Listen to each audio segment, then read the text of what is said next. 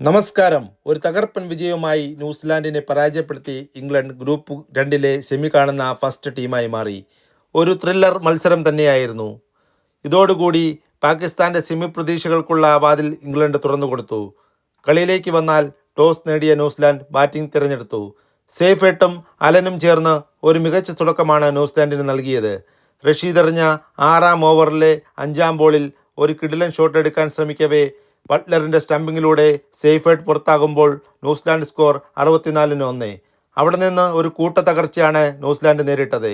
പിന്നാലെ അടുത്ത ഓവറിൽ അലനും മടങ്ങിയതോടെ ന്യൂസിലാൻഡ് സ്കോർ 66-2. 11-ാം ഓവറിൽ ന്യൂസിലാൻഡ് സ്കോർ 97 നിൽക്കെ സച്ചിൻ രവീന്ദ്രയും മടങ്ങി. ഫിലിപ്സും ചെപ്മാനും ചേർന്ന് ന്യൂസിലാൻഡ് സ്കോർ മുന്നോട്ട് കൊണ്ടുപോയി. സ്കോർ 123 നിൽക്കുമ്പോൾ ചെപ്മാനും 135 നിൽക്കുമ്പോൾ ഗ്ലെൻ ഫിലിപ്സും മടങ്ങിയപ്പോൾ പിന്നീട് വന്ന ന്യൂസിലാൻഡ് ബാറ്റ്സ്മാൻമാരെല്ലാം വന്ന പോലെ കൂടാരം കയറി. ന്യൂസിലൻഡ് 20 ഓവറിൽ 159-7 മറുപടി ബാറ്റിങ്ങിനിറങ്ങിയ ഇംഗ്ലണ്ടിനെ ന്യൂസിലാൻഡിൻ്റെ വക പ്രഹരം. സ്കോർ 2 നിൽക്കുമ്പോൾ സോൾട്ടിനെ മടക്കി ഹെൻറി.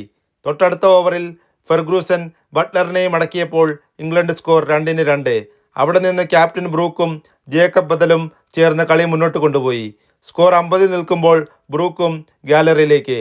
അതിനടുത്ത ഓവറിൽ 16 ബോളിൽ 21 റൺസ് എടുത്ത ജേക്കബ് ബദ്വലും ഔട്ടായപ്പോൾ ഇംഗ്ലണ്ട് 58-4.